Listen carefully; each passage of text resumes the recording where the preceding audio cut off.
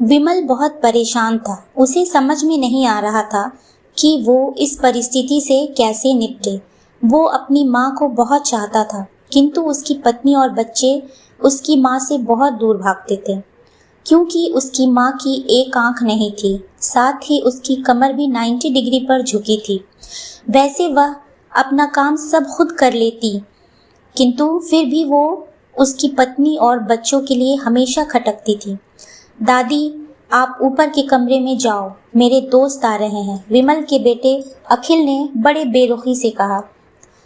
पर बेटा, मैं तो यहाँ बहुत दूर बैठी हूँ, विमल की माँ ने बहुत प्यार से कहा। नहीं, आप उनके सामने मत रहो, वो मुझे चिढ़ाते हैं, अखिल ने जोर से डांटते हुए कहा।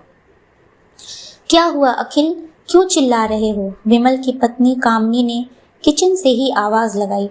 देखो ना माँ, ये दादी यहीं ड्राइंग रूम में बैठी हैं और मेरे दोस्त आ रहे हैं, अखिल ने शिकायत भरे लहजे में कहा। माँ जी, आप ऊपर चली जाओ, क्यों हम लोगों को शर्मसार करती हो? कामनी ने बेटे का पक्ष लेते हुए कहा।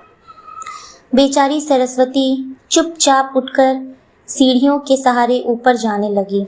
कमर झुकी होने के कारण उन्हें ऊपर चढ़ने में बहुत परेशानी हो रही थी, पर वो पूरी ताकत से ऊपर के एक अकेले कोने वाले कमरे में जाकर बैठ गईं। विमल बाजू के कमरे से सब सुन रहा था। उसे कष्ट हो रहा था कि उसकी माँ को अपमानित होना पड़ रहा है, पर वो असहाय था। अगर वो कुछ कहता है तो पत्नी और बच्चे उसका विरोध करने लगते हैं। दूसरे उनके तर्क भी सही लगते हैं। चूंकि वो एक प्रशासनिक अधिकारी था, उसका सामाजिक स्तर बहुत ऊंचा था, उसकी ससुराल भी एक उच्च घराने में थी, अतः वह चुपचाप इस तरह हर दिन अपनी माँ को अपमानित होते देखता रहता था। रात को विमल की पत्नी ने कहा, देखो जी, अब कुछ करो। कल कलेक्टर साहब की पत्नी आई थी, माँ जी अपनी देसी धुन धारा में उनसे मिली। मुझे बहुत शर्म आ रही थी, बताते हुए कि ये मेरी सास हैं। मैंने कह दिया कि दूर की रिश्तेदार हैं, इलाज कराने आई हैं। विमल को रोना आ गया, किंतु फिर भी वह चुप रहा। उसे समझ नहीं आ रहा था कि वो क्या करे। अपने बेटे की मनोस्थिति को समझते हुए सरस्वती जानती थी और बेटे को कोई कष्ट न हो, इसलिए वो हर बात को चुपचाप सह लेती थी। विमल बहुत उदास रहने लगा। एक तरफ परिवार और सामाजिक स्तर पर जीने की रिस्ट्रिक्शंस थी, तो दूसरी ओर माँ। आखिर माँ से अपने बेटे की ये हालत नहीं देखी गई।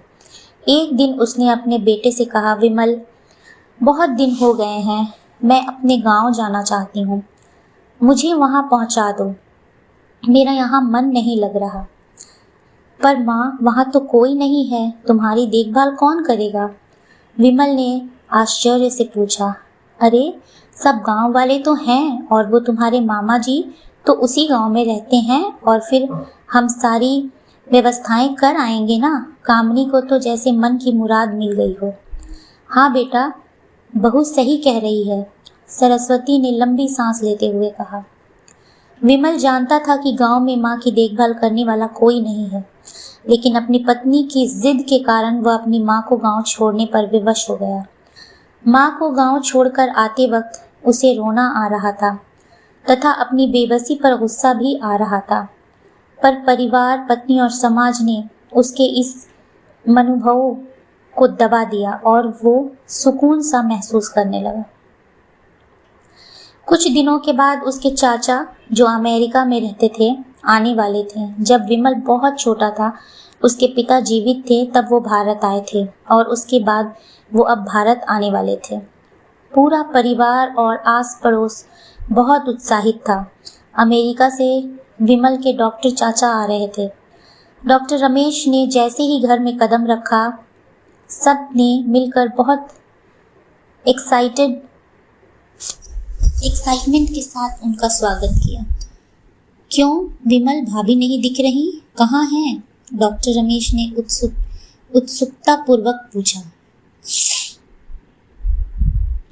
जी, वो गांव में रहती हैं, यहाँ उनका मन नहीं लगा, कामनी ने सपाट लहजे में उत्तर दिया। डॉक्टर रमेश ने विमल की ओर देखा तो विमल ने अपनी आंखें झुका ली। डॉक्टर रमेश सब समझ गए और वो पलंग पर असहाय पड़ी हैं।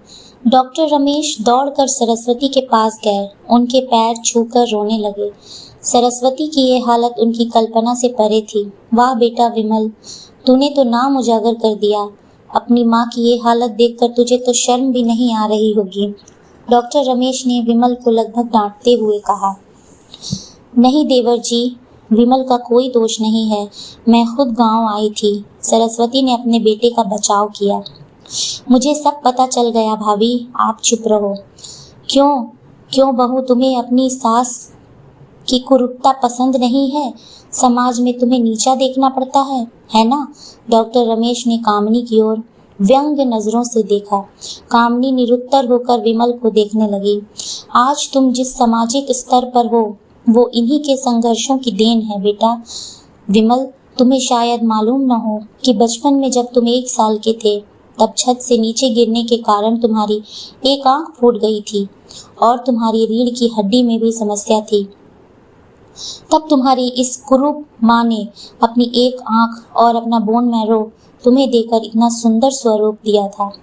कामनी बेटा, इतने सालों तक संघर्ष करने के बाद बेटे को प्रशासनिक अधिकारी बनाने वाली इस संघर्षशील औरत की तुम लोगों ने यह दशा कर दी, तुम्हें ईश्वर कभी माफ नहीं करेगा। डॉक्टर रमेश की आंखों से आंसू जलधारा बह रही थी। अब भाभी, आप मेरे साथ अमेरिका जाएंगी, यहाँ इन सेल्फिश लोगों के बीच नहीं रहेंगी। डॉक्टर रमेश ने सरस्वती से कहा। विमल को तो काटो तो खून नहीं था। डॉक्टर रमेश जो उसके चाचा थे, उन्होंने जो राज बताया उसके बाद तो विमल को यही लग रहा था कि उससे ज्यादा पापी इंसान इस दुनिया में कोई और है ही नहीं। वह दौड़ता गया और माँ सरस्वती के कदमों से लिपट गया। माँ, मेरा अपराध अक्षम्य है। मैं जानबूझकर चुप्पी साधे रहा, आपका अपमान करवाता रहा। अब सिर्फ आप ही उस घर में मेरे साथ रहेंगी और कोई नहीं। विमल ने आग्नेय दृष्टि से अपनी पत्नी और बच्चों को देखा। कामनी को भी बहुत पश्चाताप हो रहा था, पर उसकी हिम्मत नहीं हो रही थी कि वो सरस्वती से आंख मिलाए। सरस्वती ने कामनी की मनस्थिति को समझकर उसको पुचकारते हुए अपने पास बुलाया और विमल को डांटते हुए कहा, खबरदार, जो मेरी बहू को मुझसे अलग करने की कोशिश की तो तुझे ही घर से निकाल दूंगी। कामनी और बच्चों ने सरस्वती के पैर पड़ते हुए अपने व्यवहार पर माफी मांगी और माँ के हृदय ने सबको माफ कर दिया।